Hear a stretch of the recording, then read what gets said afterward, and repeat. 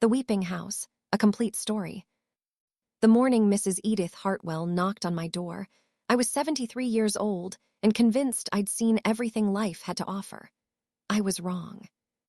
She stood on my porch in her floral housecoat, her steel gray hair twisted into curlers, clutching a casserole dish like a shield. Her lips were pressed into a thin line of disapproval that seemed to have been drawn there with a ruler. "Dr. Monroe," she said, her voice sharp enough to cut glass. "We need to talk about the child." I blinked at her through my bifocals, my arthritic fingers still wrapped around my morning coffee mug. "Child? What child?" "The one crying in your house every night." She thrust the casserole forward as if it were evidence in a trial. "I brought you a tuna noodle casserole 3 weeks ago, and I've heard it every night since. The poor thing sounds absolutely heartbroken." I stepped back, genuinely confused. "Edith, I live alone. I have for 15 years since Margaret passed. You know that." Her eyes narrowed. "Dr. Monroe, I know what I hear. Every night around 2 in the morning, a child crying, sobbing, really. It goes on for hours." She leaned closer, lowering her voice to a conspiratorial whisper. Are you keeping someone's grandchild against their will?" The accusation was so absurd I actually laughed, which was precisely the wrong response. Edith's face flushed red, and she turned on her heel, marching back across the lawn to her own house. I watched her go, shaking my head, and closed the door. But the seed was planted. That night I lay in bed, my 40-year-old house settling around me with its familiar creaks and groans. The radiator hissed. The ancient oak tree outside scratched its branches against the siding. Normal sounds, expected sounds. And then, at 2:17 a.m., according to the glowing numbers on my bedside clock, I heard it. A child crying. It was faint, muffled, as if coming from behind walls or beneath floors. The sound was heartbreaking, not the angry wail of a tantrum, but the deep, gulping sobs of genuine despair. I sat up so fast my back protested with a sharp pain. "Hello," I called out, my voice hoarse with sleep. "Is someone there?" The crying continued, unchanging in pitch or intensity. I grabbed my robe and my old baseball bat, a Louisville Slugger I'd kept since my minor league days 50 years ago, and made my way through the house. I checked every room. The 2 spare bedrooms that had once belonged to my children, now grown and living in different states. The bathroom, the closets, the basement with its cobwebs and mothball smell. The attic, accessed by a creaking pull-down ladder. Nothing.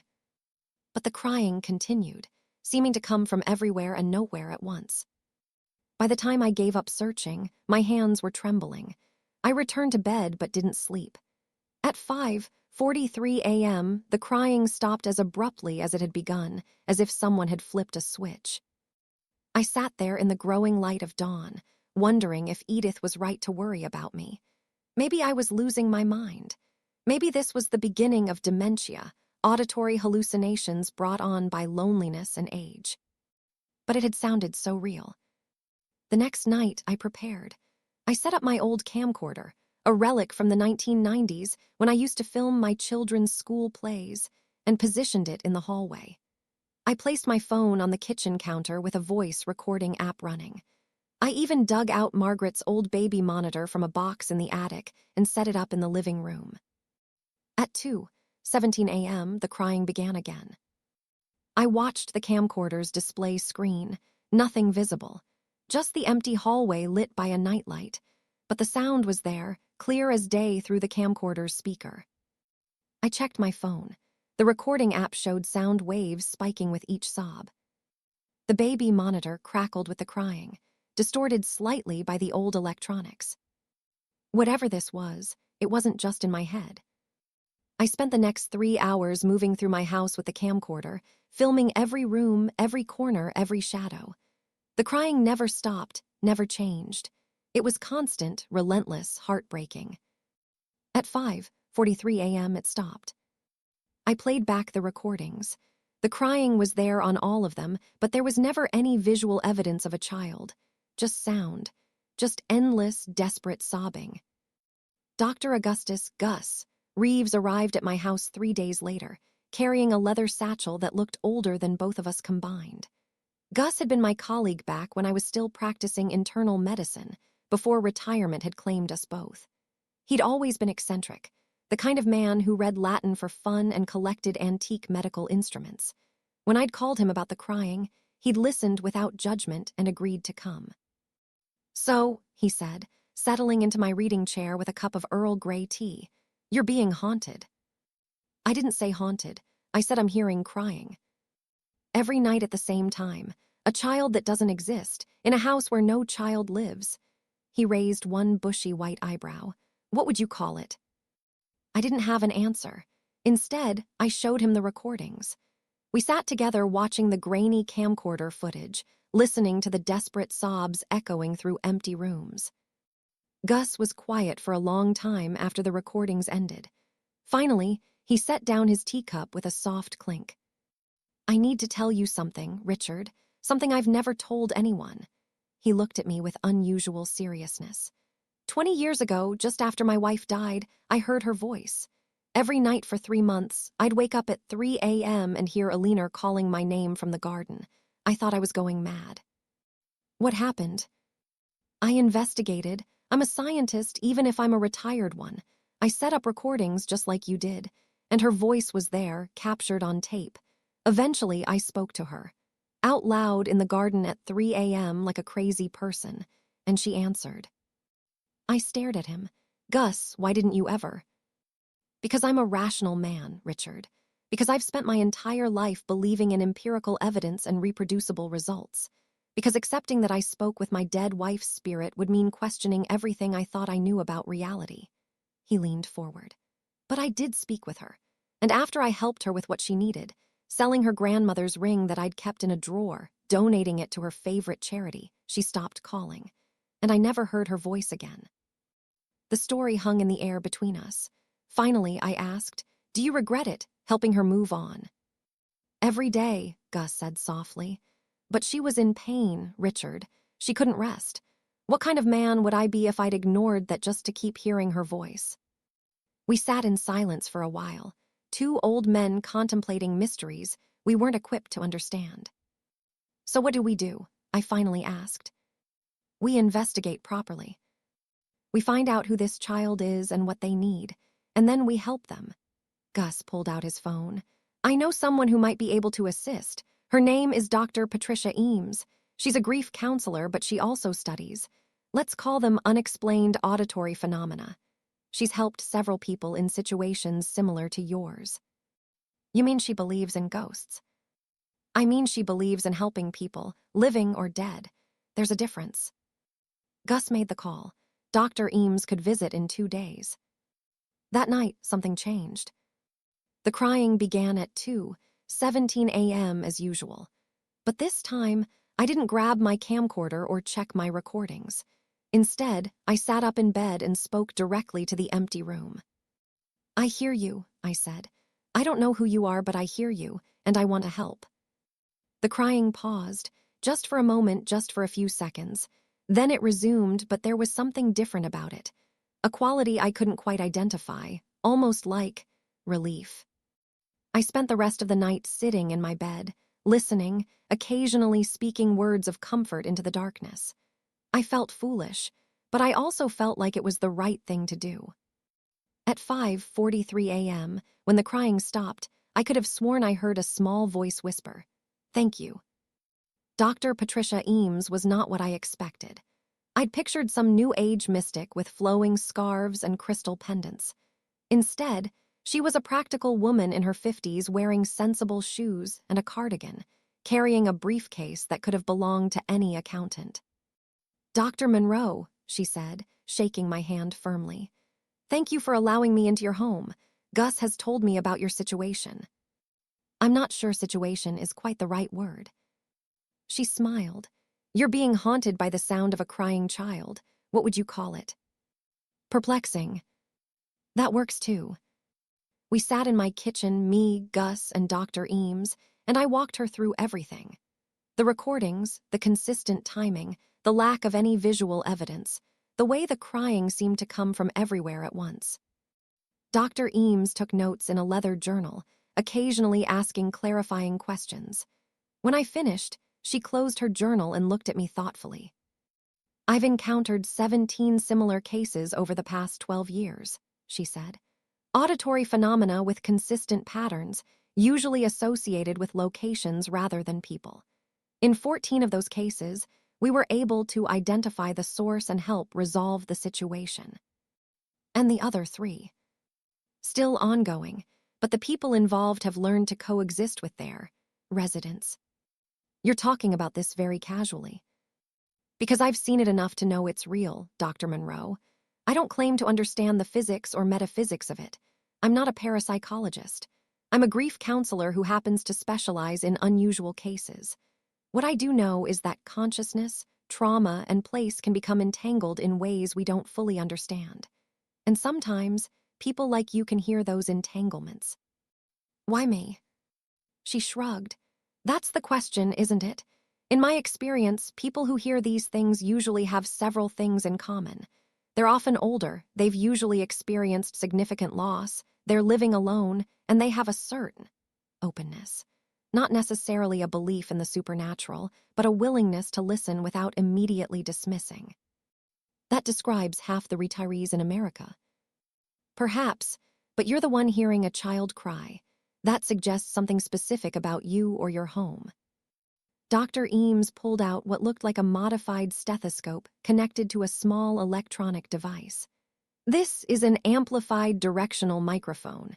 If the crying has a specific source point, this should help us locate it." That night, the 3 of us waited in my living room like a geriatric ghost hunting team. Dr. Eames had set up additional recording equipment, along with several thermometers placed around the house to detect temperature changes. "A classic sign of paranormal activity," she explained. At 2:17 a.m., the crying began. Dr. Eames immediately went to work with her directional microphone, moving slowly through the house while watching the readings on her device. Gus followed with a tablet displaying the temperature readings from the various sensors. "The sound is coming from below," Dr. Eames announced after 20 minutes of careful measurement. "Specifically from beneath the foundation. The acoustic properties suggest a confined space, possibly underground." "There's nothing under my house except foundation and dirt," I said. "Are you certain? What about a crawl space, a basement, an old utility access?" "I have a basement, but the crying doesn't seem louder there. If anything, it seems quieter when I go down." Dr. Eames frowned, taking more readings. "That's unusual. The sound should intensify as you get closer to the source." "Unless the source is trying to reach the living space above," Gus suggested. "If this is a spirit, maybe they're calling up toward where people would be, not down toward where they are." We spent 3 hours mapping the sound throughout the house. Dr. Eames created a detailed acoustic profile, measuring the crying's volume and clarity in every room. When the crying stopped at 5:43 a.m., she spread her notes across my kitchen table and studied them carefully. "The epicenter is definitely beneath your house, somewhere near the center of your foundation. But the pattern is strange. It's as if the sound is trying to escape from underground, pushing upward through the structure." "What does that mean?" "It means whoever this is, they're trapped below. Or at least, that's where their strongest connection to this world exists." She looked at me seriously. "Dr. Monroe, I think we need to find out what's under your house. Not just foundation and dirt. Something specific. Something with a history." The Millbrook Public Library smelled of old paper and industrial carpet cleaner. The local history section was tucked into a corner on the 2nd floor, overseen by a stern librarian named Mrs. Cho who looked like she'd been born between the stacks. "Property records," she repeated, peering at us over reading glasses that dangled from a beaded chain. "What's the address?" I told her. She disappeared into a back room and returned 15 minutes later with a stack of leather-bound volumes and several rolled maps. "Your property is in the old Whistler Farm tract," she said, spreading a map from 1952 across a reading table. "The farm was subdivided in the early 1980s for residential development." Gus, Dr. Eames, and I leaned over the map. My house sat where fields had once been, about half a mile from the old farmhouse itself. What happened to the farm? Dr. Eames asked. Mrs. Cho pulled out a thick book labeled Millbrook Historical Society, 20th Century. She flipped through pages until she found what she was looking for. The Whistler farm was established in 1847 by Dutch immigrants, she read. It remained in the Whistler family for 4 generations. In 1952, the farm was abandoned after. She paused, her finger tracing the text. After a tragedy involving the family's youngest child. My stomach clenched. What kind of tragedy? She looked up at us, her expression grave. The child disappeared, 7-year-old Emma Whistler. She vanished from the farm on October 12, 1952, and was never found. The family searched for months. The entire town searched. Police, volunteers, search parties combing every inch of the property. They never found her, Dr. Eames asked. Not a trace. It was as if she'd vanished into thin air. The family couldn't bear to stay after that. They sold the land and moved away. The farmhouse stood empty for years before the property was finally sold for development in 1982. Gus and I exchanged looks. A missing child, never found, on the property where my house now stood. Where exactly did she disappear from? I asked, though I already knew the answer. Mrs. Cho consulted the book again. The fields behind the farmhouse. The article says she was playing near an old well that had been covered over years earlier. Some thought she might have fallen in, but when they dug it up, they found nothing. The well had been properly sealed. Sealed or filled in? Dr. Eames asked sharply. Mrs. Cho looked at the text again. It says, the well had been covered with boards and the opening secured, but I don't see any mention of it being filled with earth. So there could have been an open shaft beneath the boards, Gus said slowly. Possibly, but they checked it. The article says they investigated the well thoroughly. Do you have more detailed property maps? Dr. Eames asked. Ones that show where structures used to be, specifically wells, cisterns, any kind of underground features. Mrs. Cho did. 20 minutes later, we stood looking at a 1950 survey map with a sick feeling growing in my stomach. According to the map, an abandoned well had sat almost exactly where my house's foundation was now located. They said they checked it, I said weakly. In 1952, Gus pointed out, before your house was built, before the area was excavated and graded for development, what if? He didn't need to finish the sentence. We all understood. What if they hadn't checked carefully enough?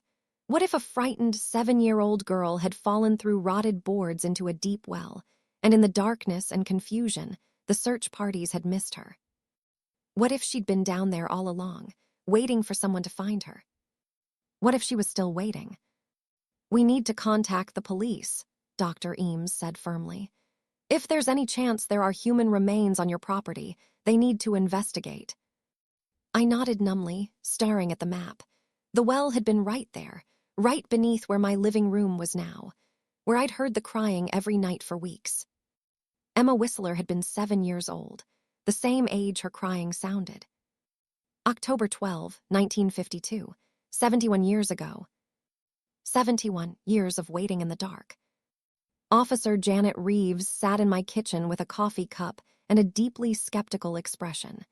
She was in her 40s, efficient, and clearly thought we were wasting her time. Let me understand this correctly, she said. You want to dig up your basement floor because you hear a ghost crying, and you think it's a child who went missing 70 years ago. Not just any child, Dr. Eames interjected. Emma Whistler. There are documented records of her disappearance from this property. The case was never solved. And you think she's been, what, haunting this house? We think her remains might be beneath the foundation, Gus said. Specifically, we believe she may have fallen into an old well that was on this property. A well that was never properly searched or filled in before the land was developed. Officer Reeves sighed and pulled out her phone. She made several calls, speaking in low tones. I heard phrases like historical cold case and possible remains, and yes, I know how it sounds. Finally, she turned back to us. I spoke with my captain and checked the missing persons database. Emma Whistler is listed as a cold case. Disappeared October 12, 1952. Never resolved. Because of the age of the case and the historical significance, the captain is willing to authorize a preliminary investigation. So you'll help? I asked. I'm calling in a ground-penetrating radar team. If there's an old well or any significant underground void beneath your house, they'll find it. But Dr. Monroe, I need to be clear. This is a substantial undertaking. If the radar shows nothing, that's the end of it. We're not tearing up your foundation on the basis of unexplained sounds. I understand. She softened slightly. I will say this, I looked up the Emma Whistler case after Gus called. It was huge news at the time. The whole town searched for months. Her parents never recovered. If there's any chance we can bring closure to that family, even after all these years, it's worth investigating. The ground-penetrating radar team arrived the next afternoon.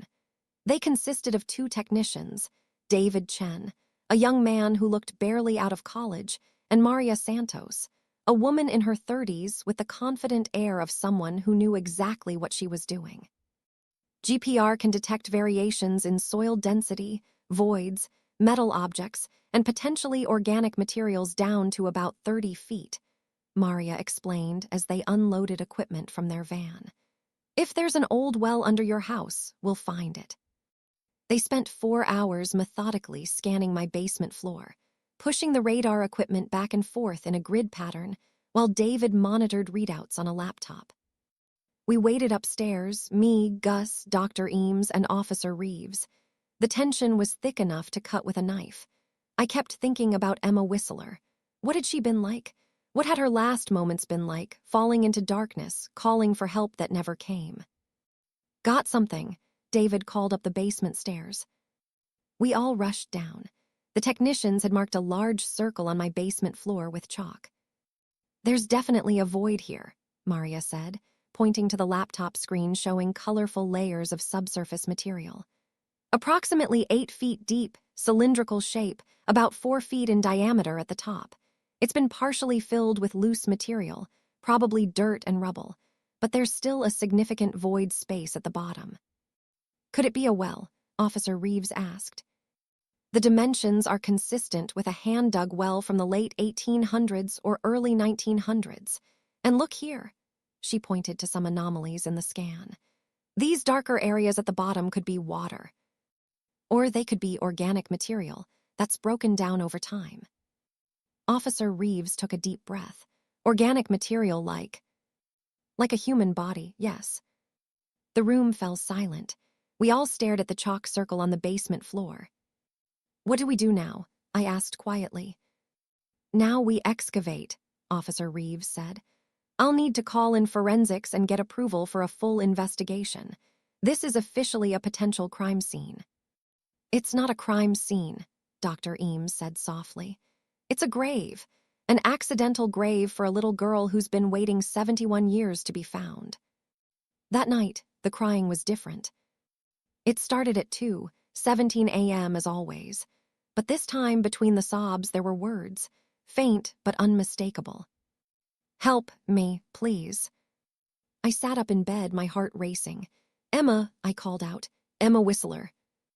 The crying stopped instantly. The silence was so complete it felt oppressive. I could hear my own heartbeat, the clock on the wall, the wind outside. Then, from directly beside my bed, so close I felt the breath of it. You know my name. I turned on the lamp with shaking hands. Nothing, no one, but the voice had been real. We found you, Emma. We know where you are. We're going to bring you home. Home? The voice sounded so small, so young, so hopeful. Can I go home to Mama? My throat tightened with emotion. Your Mama isn't. Emma, it's been a long time, but we're going to take you out of the dark. We're going to make sure everyone knows what happened to you. We're going to give you a proper rest. I fell, she said, and now the voice was moving around the room as if she was packing. The boards broke. I fell down, down, down. I called for Mama and Papa, but nobody came. I called and called until my voice was gone. The water was so cold. I couldn't climb out. The walls were too slippery. Oh, Emma, I'm so sorry. It was dark for so long, days and days and days. I got so tired. I just wanted my mama to sing to me. She always sang to me when I was scared.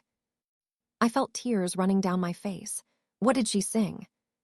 Emma's voice, when it came, was melody without words. A lullaby hummed in the darkness by a child who'd been alone and afraid for 7 decades. I found myself humming along, though I didn't know the tune. It seemed like the right thing to do. When the melody ended, Emma's voice was calmer. You'll really find me. You'll bring me up from the dark. I promise. Will you tell Mama I'm sorry? I wasn't supposed to play near the well. She told me not to. I was bad. Oh, sweetheart, no. It wasn't your fault. It was an accident. Your mama never blamed you. Will you tell her anyway? I will, I promise. The presence in the room faded. The oppressive silence lifted. I sat in my bed until dawn, humming that lullaby I didn't know, thinking about a little girl who'd waited in the dark for longer than I'd been alive. The excavation crew arrived at 8 a.m. on a Tuesday morning. A team of 4 workers with jackhammers and shovels, accompanied by Officer Reeves, a forensics photographer, and Dr. Sarah Vance, the county medical examiner. Dr. Vance was a brisk woman in her 50s with kind eyes and a manner that suggested she'd seen everything. She shook my hand firmly. Dr. Monroe, I understand this has been quite an ordeal for you. More so for Emma Whistler, I think. She nodded approvingly. Let's see if we can finally bring her home. The sound of jackhammers breaking through concrete was deafening. I retreated upstairs with Gus and Dr. Eames, unable to watch but unable to leave. Are you all right? Dr. Eames asked gently. I spoke with her last night, with Emma. She asked me to tell her mother she was sorry. Gus reached over and squeezed my shoulder. You gave her something no one else could. You listened. You heard her when no one else did for 70 years. Her mother is dead, Gus. Everyone she knew is probably dead. What kind of closure is that? The kind that lets her rest, Dr. Eames said. She's been caught between worlds, Richard. Unable to move on because no one knew where she was, because her body was never laid to rest, because the story was never finished. You're finishing it. It took 6 hours to break through the concrete foundation and begin carefully excavating the earth below. Around 2 p.m., the foreman, a man named Earl with forearms like tree trunks, called up the basement stairs. Dr. Monroe, you need to see this. We descended into the basement. A ragged hole had been opened in the floor, surrounded by broken concrete and disturbed earth. And there, about 5 feet down, was a circle of old brick, the rim of a well. It's real, Officer Reeves breathed. The workers had uncovered the top of the well shaft. It was about 4 feet in diameter, constructed from handmade bricks that crumbled at the touch. The shaft descended into darkness below. We're going to excavate by hand from here, Dr. Vance said, pulling on examination gloves. If there are remains down there, I don't want them disturbed any more than necessary. The next phase was painstaking. Dr. Vance and her team descended into the excavation with hand tools, carefully removing the filled dirt that had been dumped into the well, probably during construction, decades after Emma disappeared. I watched from the basement stairs as they worked. Every shovelful of dirt felt like it carried weight, like we were peeling back layers of time and tragedy. At 4:47 p.m., Dr. Vance stopped digging and looked up with a pale face. Officer Reeves, I found something. We all crowded around the excavation. Dr. Vance had cleared away dirt to reveal something white, bone. Small bone, a child's bone. Everyone out except essential personnel, Officer Reeves ordered. This is now an active forensic investigation. But before we left, Dr. Vance carefully brushed away more dirt. Lying next to the bones, incredibly preserved by the conditions in the well, was a decomposed rag doll with a faded blue dress. Next to it, a tarnished metal lunch pail with Emma painted on the side in chipped letters. I had to sit down on the basement stairs. My legs wouldn't hold me. It's her, I said. It's really her. She's been here all along. Gus sat beside me, and we waited while the forensics team documented everything. The photography, the measurements, the careful excavation of remains that had lain in darkness since Eisenhower was president. That night, the crying didn't come at 2:17 a.m. For the first time in weeks, my house was silent. Dr. Sarah Vance called me 2 weeks later and asked me to come to her office at the county medical examiner's facility. Gus drove me there, neither of us saying much during the 30-minute trip. Dr. Vance's office was neat and professional, with diplomas on the walls and a faint smell of antiseptic. She gestured for us to sit and pulled up files on her computer. The bones are consistent with a female child. Approximately 7 years old, she told us, her voice gentle.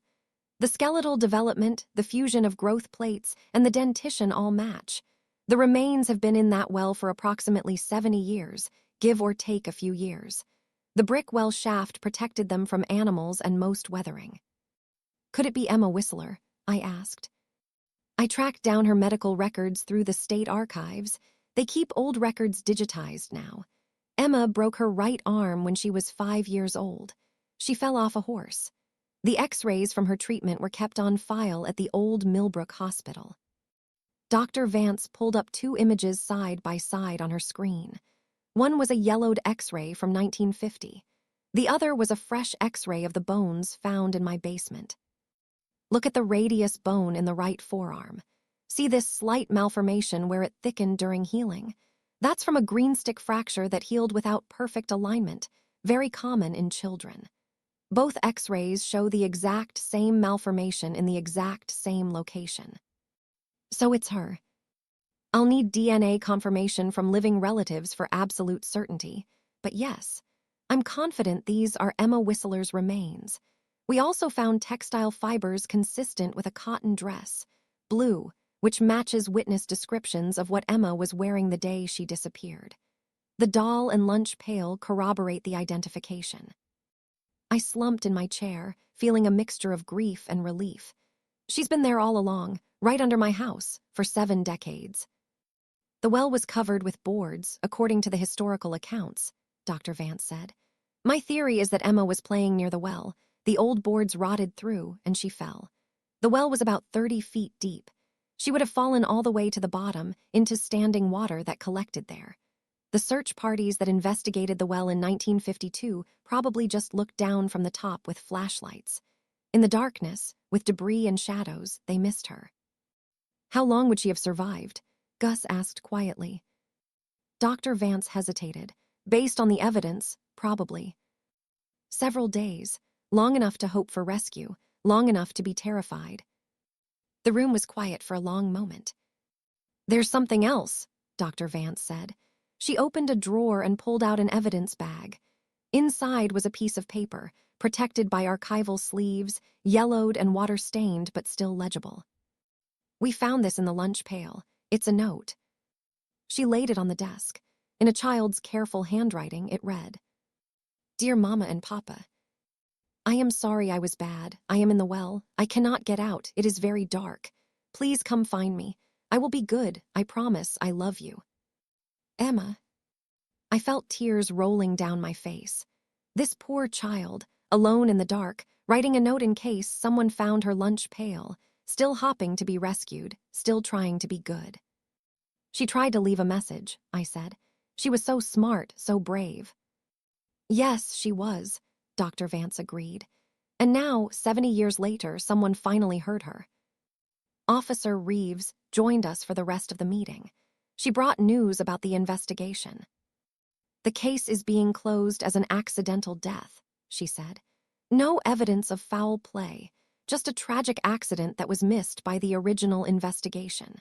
The district attorney agrees there's no criminal liability for the property developers who built over the well. They had no way of knowing there were remains there.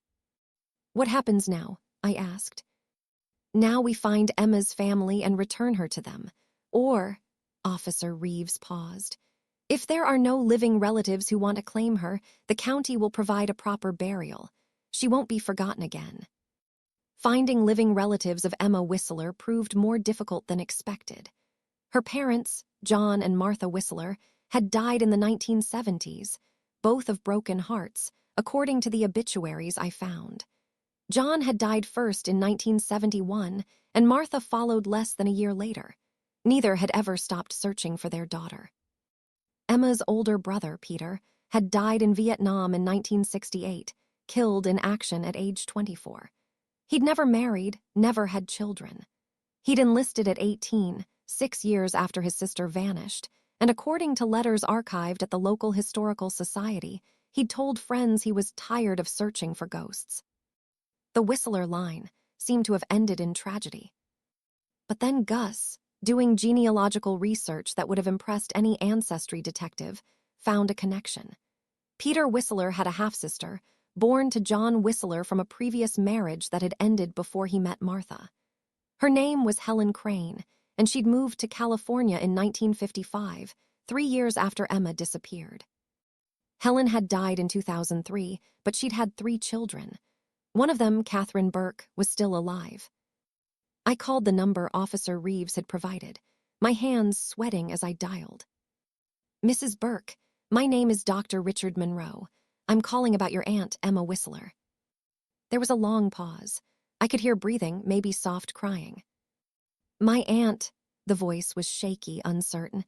I never met her. She disappeared before I was born, before my mother was even part of the Whistler family. Why are you calling about her now?" I explained everything. The crying I'd heard, the investigation, the remains found beneath my house. Catherine Burke listened in silence except for occasional gasps or quiet sobs. When I finished, she was crying openly. "All these years," she said, "my mother told me about Emma, about how the family was destroyed by her disappearance. My grandfather, John Whistler, he was never the same. He married my grandmother after Emma's mother couldn't cope anymore. They divorced over the grief. Everyone said the Whistler family was cursed." "I'm so sorry to bring this all back up." "No," Catherine said firmly, her voice steadying. "No, Dr. Monroe, you gave us something we never had. Answers, closure. My grandfather died believing Emma had been kidnapped, that maybe she was alive somewhere. My grandmother, Martha, she died in a mental institution. The not knowing destroyed them. But now we know she didn't suffer long. She wasn't taken by some monster. She had an accident and she's finally been found. Would you like to come to Millbrook? We need family approval for the burial arrangements." "I'll fly out tomorrow." Catherine Burke arrived in Millbrook 2 days later. She was a tall woman in her 60s with silver hair and sad eyes that I imagined might have looked like Emma's, had Emma lived to grow old. We met at my house. She stood in my living room, looking around with a strange expression. "She was here," Catherine said softly. "All these years, right here, waiting for someone to find her. And you heard her, Dr. Monroe. You actually heard her crying." "I did, and I spoke with her the night before we found her. She asked me to tell her mother she was sorry, that she hadn't meant to be bad." Catherine's face crumpled. She sat down heavily on my sofa, sobbing. She was 7 years old, 7, and she spent her last days thinking she was being punished for disobeying. I sat beside her, this woman I'd never met, united by our connection to a ghost. She knows now that it wasn't her fault. I truly believe that. The crying stopped after we found her. She's at peace. "Can I see where you found her?" I showed Catherine the basement. The excavation had been filled in, but a memorial marker had been placed on the spot, a simple brass plaque that read, "Emma Louise Whistler, 1940-51952, found October 2024, finally home." Catherine knelt by the marker and placed her hand on it.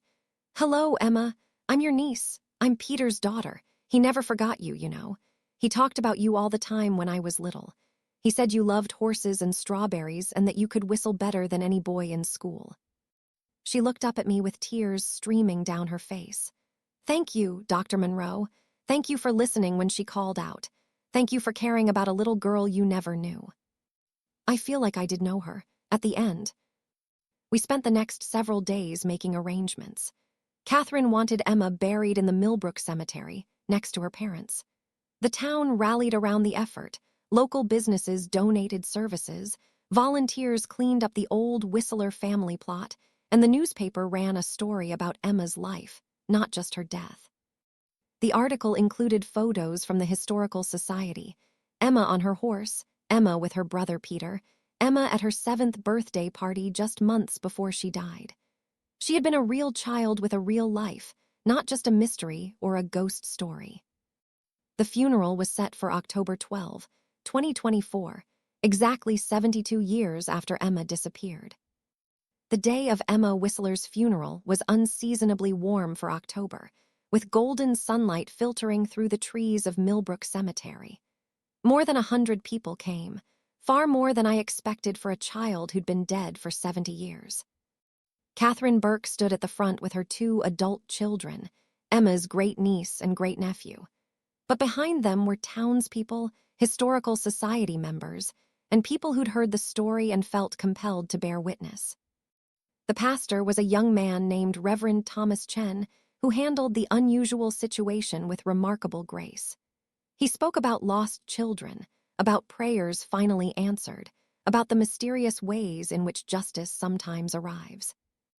Emma Whistler waited a long time to come home, he said, his voice carrying across the assembled mourners. 72 years. That's longer than most of us will live.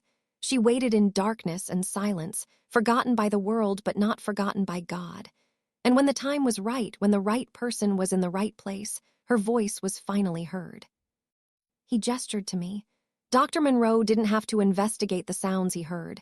He didn't have to believe they were real. He could have dismissed them as the tricks of an old house or an aging mind. But he listened. He cared. And because of that, Emma gets to rest beside her parents. Her family gets closure. And we all get reminded that even the smallest, quietest voice deserves to be heard. There was a small white casket at the front, child-sized, heartbreaking in its simplicity. Inside were Emma's remains, along with her doll and her lunch pail. Catherine had insisted on including them. She held on to them, Catherine had said. In the dark, alone, she held on to the things that made her feel safe. They should stay with her.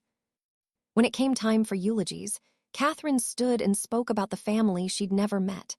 Her grandfather, John, her step-grandmother, Martha, her father, Peter, who'd never recovered from losing his sister. Emma's death destroyed 3 people, Catherine said, but her discovery has brought healing to descendants she never knew existed. My children never met my father. He died when they were bobbies. But now they know about their great aunt Emma. Her story will be passed down. She won't be forgotten again. Then she did something unexpected. She pulled out a worn piece of paper and began to sing. It was a lullaby, simple and sweet, in a language I didn't recognize. This is the song Emma's mother used to sing to her, Catherine explained. My father remembered it. He taught it to me before he died. It's Dutch, a song Martha's grandmother taught her. It's about a little girl who gets lost but finds her way home when she follows the sound of her mother's voice. Her voice was shaky but sincere as she sang.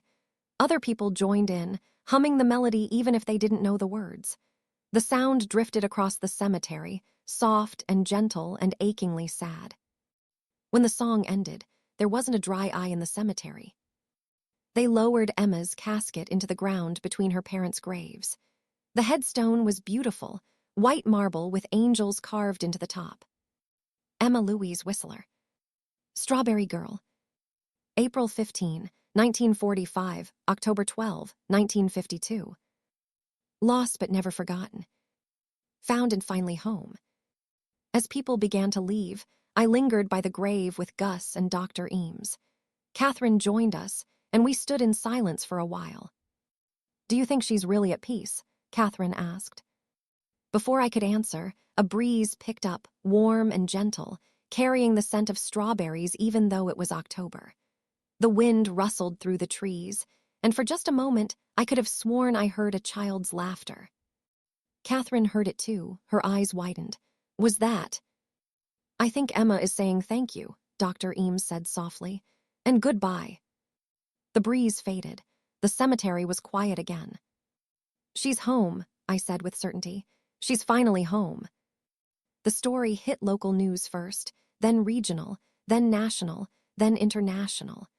Child's 70-year-old remains found after homeowner hears her crying made for compelling headlines. By the end of the week, my phone wouldn't stop ringing. Reporters camped on my lawn. News vans blocked my driveway. A true crime podcast wanted to interview me. Netflix called about making a documentary. Ghost hunting shows offered ridiculous amounts of money for me to appear on camera. I declined everything except one local newspaper interview with Jessica Torres, a young reporter who'd covered the funeral with sensitivity and respect. "People are calling this the ghost story of the century," Jessica said, sitting in my living room with her recorder running. "How do you feel about that?" "I feel like people are missing the point," I said honestly. "This isn't a ghost story. It's a story about a real child who died alone and afraid. It's about a family that never got closure. It's about tragedy and loss and the importance of listening when someone cries for help, even if that someone has been dead for 70 years. But you did hear a ghost. You can't deny that." "I heard something. Whether it was Emma Whistler's spirit, some echo of trauma imprinted on the location, or something else entirely, I can't say. I just know I heard crying, I investigated, and we found her. That's what matters." "Are you glad you investigated? Your life has been turned upside down." I thought about Emma, about that note she'd written hoping someone would find her, about Catherine Burke finally having answers about her family's tragedy. A child was lost. A family never had closure. If my disrupted routine and loss of privacy brought peace to someone who waited 72 years for it, then yes, I'm glad. I'd do it again. Jessica's article ran that Sunday under the headline, "The Man Who Listened: How Dr. Richard Monroe Solved a 72-Year-Old Mystery." She'd written it beautifully, focusing on Emma's life before she disappeared, the little girl who loved horses and strawberries, who could whistle better than any boy, who was afraid of the dark. The article included one of the old photos from the Historical Society. Emma at age 6, sitting on a horse and grinning at the camera, gap-toothed and full of life. It was important, I thought, for people to see her as a real person, not just a tragedy or a ghost. The attention eventually died down. The reporters left. My lawn recovered. Life returned to something resembling normal. But my house felt different now. Quieter, emptier, but in a peaceful way. Like a burden had been lifted, a wrong had been righted. Mrs. Edith Hartwell came over one afternoon with another casserole. Chicken and rice this time. "I owe you an apology, Dr. Monroe," she said stiffly, standing on my porch just as she had months ago. "I thought you were. Well, I was wrong about everything." "You weren't entirely wrong," I said, accepting the casserole. "There was a child crying. You just didn't know how right you were." She actually smiled, the first time I'd ever seen her smile. "It's quite a story, that poor little girl, but at least she's at peace now." "Yes, she is." "Are you at peace, Dr. Monroe?" The question surprised me. "I think so. Why do you ask?" "Because you look different. Lighter, somehow. Like you've put down something heavy you didn't know you were carrying." She was more perceptive than I'd given her credit for. Maybe I have. Maybe we all carry more than we realize. Edith nodded thoughtfully. "My sister disappeared when we were children. In 1947. I was 5, she was 7. They never found her either. Every time I heard that crying from your house, I thought about Violet. Wondered if someone somewhere heard her crying too." I hadn't known. "I'm so sorry, Edith." "It was a long time ago. But watching you find Emma, watching her family get closure, it helped. Even though Violet will probably never be found, knowing that some lost children do come home eventually, it helps." After she left, I stood on my porch for a long time, thinking about all the lost children, all the unanswered questions, all the families still searching for closure they might never find. Emma had been lucky in a terrible way. She'd been found. She'd been given a voice. She'd been brought home. How many others were still waiting? 3 months after the funeral, I received a letter. It had been forwarded through Officer Reeves, and the envelope was addressed in shaky handwriting that spoke of advanced age. Inside was a letter from a woman named Dorothy Prescott, living in a retirement community in Florida. "Dear Dr. Monroe," it began.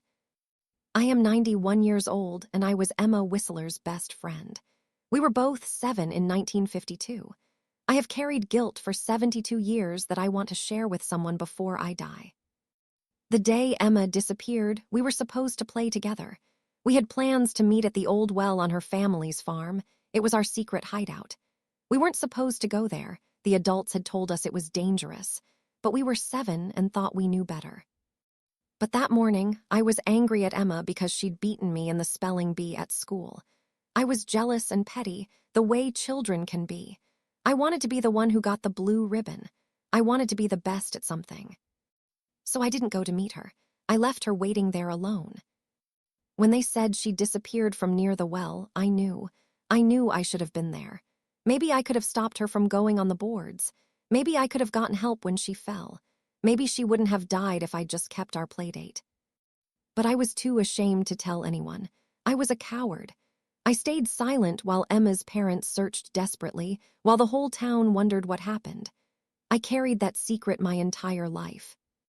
I got married, had children, grandchildren, great-grandchildren. I lived a full life. But Emma never got that chance because I was jealous about a spelling bee. When I read that she'd finally been found, I cried for hours. I'm so glad she can rest now. I'm so glad her family has answers. Thank you for finding her. Thank you for listening when she called. I'm sorry I couldn't. If you speak to Emma's family, please tell them I'm sorry. Tell them I thought about her every single day of my life. Tell them I hope Emma can forgive me because I never forgave myself. Sincerely, Dorothy Prescott, née Richardson. I read the letter 3 times, my heart aching for this old woman who'd carried such a burden for so long. I wrote back immediately. Dear Dorothy, thank you for your letter. I cannot imagine how difficult it was to write after all these years. I want you to know something important. Emma's death was not your fault. You were a child. Children get angry with their friends. It's normal. You had no way of knowing what would happen that day. If you had been there, you both might have fallen. You might have died too. Or Emma might have gone to the well on a different day when you weren't there. Or the boards might have held for both of you that day, but broken a week later when Emma went alone. We cannot know these things. What we do know is that you were 7 years old, and you've carried guilt that was never yours to carry. I shared your letter with Emma's niece, Catherine Burke. She asked me to tell you that Emma's family holds no blame toward you. The only fault lies with the adults who left a dangerous well poorly covered, and with the search parties who failed to look carefully enough. Catherine also asked me to tell you this. When I spoke to Emma, and I truly believe I did, she didn't mention you with anger. She talked about wanting her mother, about being afraid of the dark, about hopping to be found. If she remembered your fight at all, it wasn't important enough to mention. Children forgive easily what adults never forget. Emma is at peace now. Perhaps it's time for you to find peace too. With respect and compassion. Dr. Richard Monroe. I mailed the letter and thought that would be the end of it. But 2 weeks later, I received another letter from Dorothy. Dear Dr. Monroe, your letter was the kindest gift I've received in 91 years. I read it to my daughter, who cried with me. She said I should have told someone years ago that carrying this secret hurt me more than the truth ever could have. I'm going to tell my grandchildren about Emma, about our friendship, about what happened, about the importance of speaking up when you carry a burden. Maybe some good can come from my silence after all, a lesson learned, even if it took 72 years. I'm also sending a donation to the Millbrook Historical Society in Emma's name. They're creating an educational program about child safety in rural areas, using Emma's story. If her death can save even one child from a similar fate, then perhaps there's meaning in the tragedy. Thank you for giving me permission to forgive myself. I didn't think that was possible, but you made it so. Gratefully, Dorothy.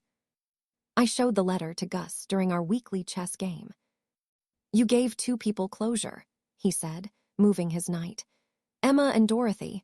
That's not bad for a retired doctor who thought his most exciting days were behind him. I just wrote a letter.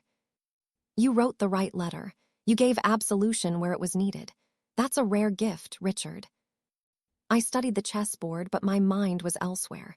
Do you think Emma knew? About Dorothy, I mean. Do you think she understood? I think Emma was 7 years old and scared and alone. I think she wanted her mother and her home and for the dark to end. I don't think she had room in her heart for blame. That's what I told Dorothy. And you were right. Gus captured my bishop. Check.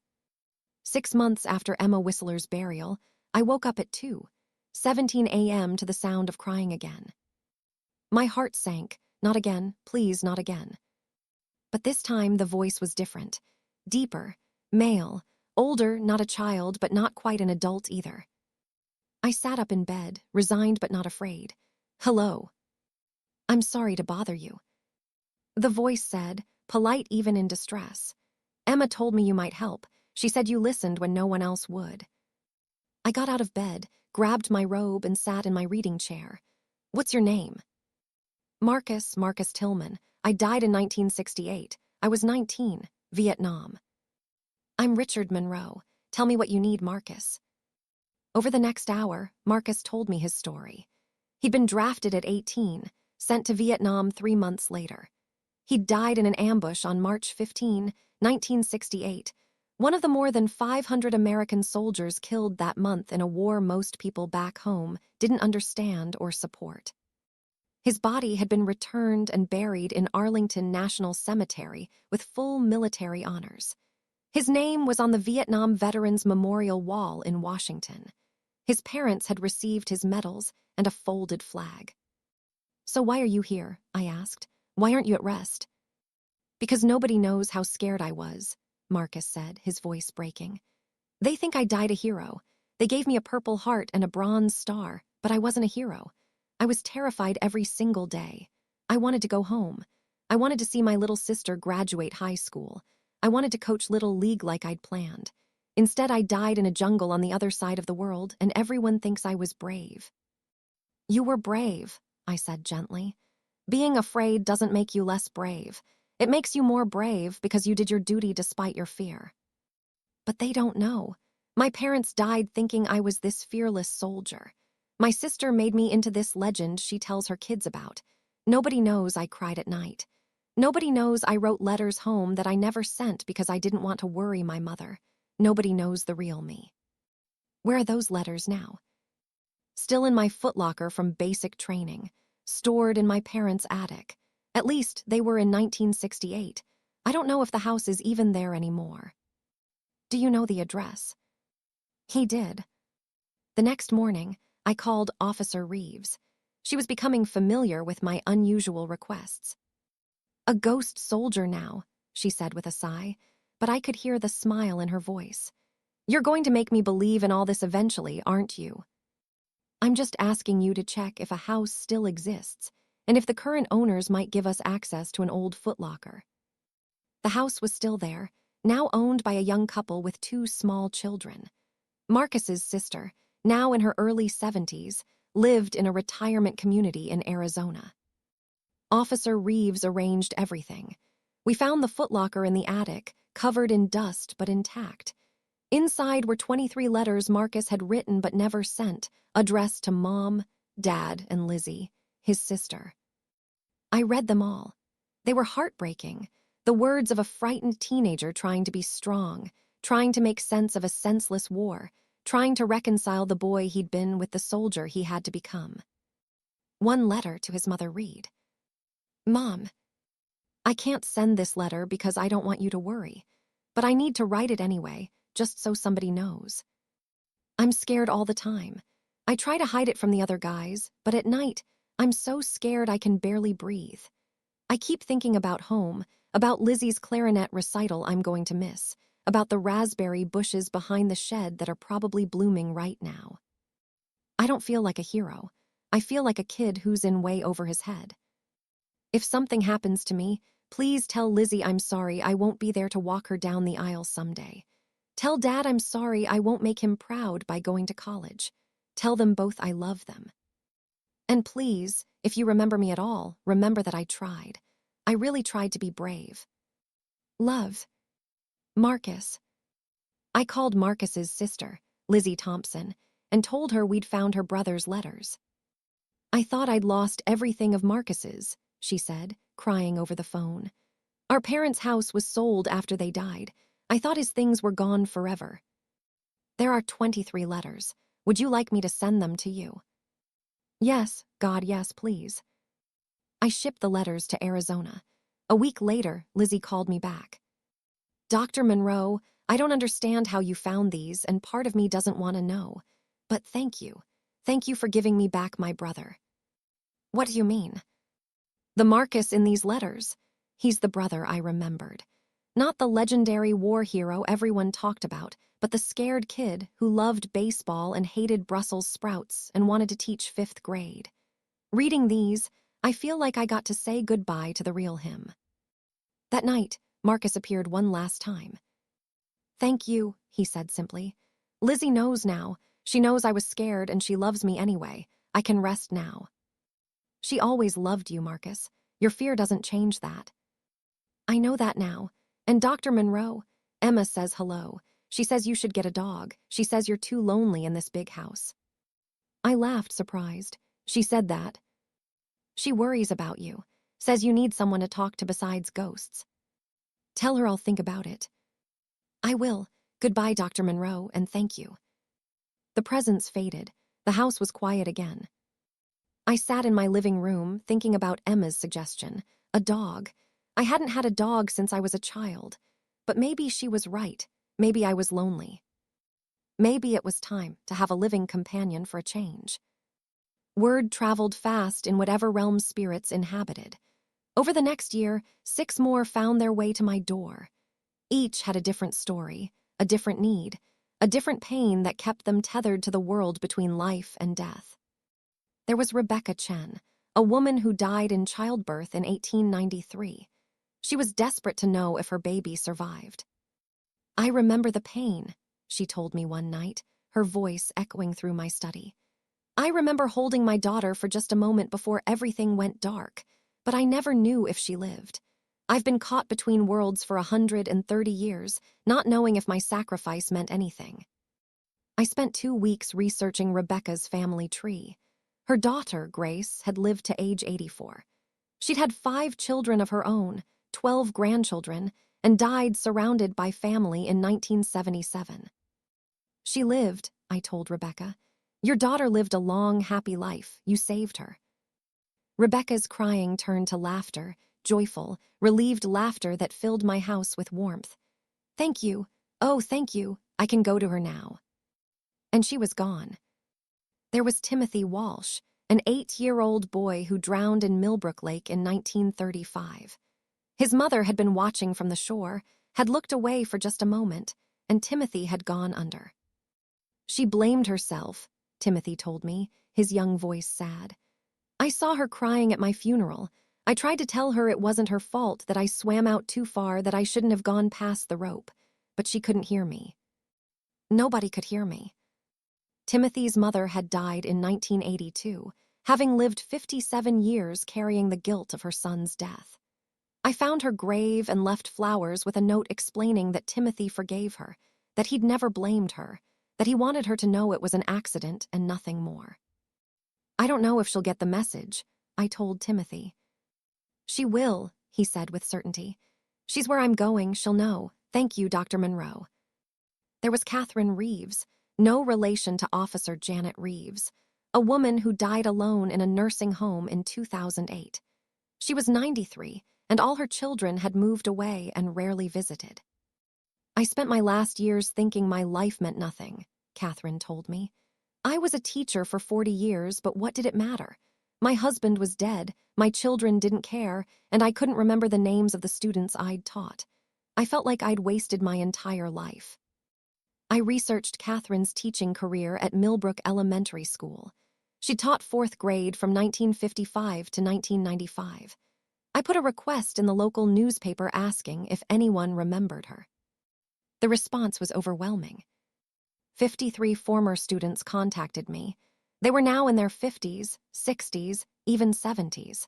They remembered Mrs. Catherine Reeves as the teacher who believed in them, who made learning fun, who had changed their lives. One woman wrote, Mrs. Reeves was the first person who told me I was smart. I came from a poor family, and nobody expected me to amount to anything. She saw potential in me and pushed me to apply to college. I became a doctor because of her. Another wrote, I was being bullied terribly in 4th grade. Mrs. Reeves noticed and put a stop to it. She made me feel safe. I honestly don't know if I'd have survived elementary school without her. I compiled all the letters and stories into a binder. Then I visited the library and asked if they could host a memorial event for Catherine Reeves. 34 of her former students came. They shared stories, laughed at memories, and cried at how much this one teacher had impacted their lives. The library agreed to name their children's reading room after her, the Catherine Reeves Learning Center. That night, Catherine appeared in my study, and for the first time, I could see her, a faint, shimmering outline of an elderly woman in a floral dress. They remembered, she said, her voice full of wonder. They actually remembered me. You changed their lives, Catherine. How could they forget? I thought I was forgot. I thought I died alone and unmourned. You died alone, but you were never unmourned. And you're not forgot. You never will be. She smiled, the most beautiful smile I'd ever seen. Thank you, Dr. Monroe. I can rest now. I can go knowing I mattered. You mattered very much. She faded away, and I was alone again. Each spirit that came taught me something. About compassion, about listening, about the importance of closure. About how the smallest actions, a found letter, a memorial event, a message delivered, could transform pain into peace. Gus watched this transformation with fascination. You've become something, he said during one of our chess games. A bridge between worlds, a psychopomp. A what? A guide of souls. Someone who helps the dead transition to whatever comes next. It's an ancient role found in cultures around the world. I'm just an old man who can hear things. No, Richard, you're much more than that now. You're a witness. You validate suffering and transform it into peace. That's sacred work. Dr. Patricia Eames agreed. She'd been visiting regularly, documenting my experiences and helping me develop protocols for investigating cases. What you're doing naturally, Richard, is what hospice workers and grief counselors train years to do, helping people find peace at the end of their journey. You're just doing it for people whose journeys ended decades ago. I never wanted this, I admitted. I was happy being retired, playing chess with Gus, living my quiet life. But would you give it up now? If you could go back to before Emma and never hear her crying, would you? I thought about Emma, finally at rest beside her parents, about Marcus's sister reading his letters, about Rebecca knowing her daughter lived, about Catherine learning she mattered. No, I said, I wouldn't give it up. Then you've found your calling, even at 74 years old. Maybe she was right. Maybe this was what I'd been meant to do all along, and it had just taken 7 decades to find my way to it. Dr. Eames helped me formalize what I was doing. We created protocols for investigating claims, documenting experiences, and finding historical records and living relatives. If we're going to do this properly, she said, we need a structure, a way to help people, living and dead, find closure in a systematic way. We formed the Listener Project as a nonprofit organization. Our mission statement was simple: to provide closure through compassionate investigation of unresolved deaths and unexplained phenomena. Gus became our research director, using his love of history and genealogy to track down records and living relatives.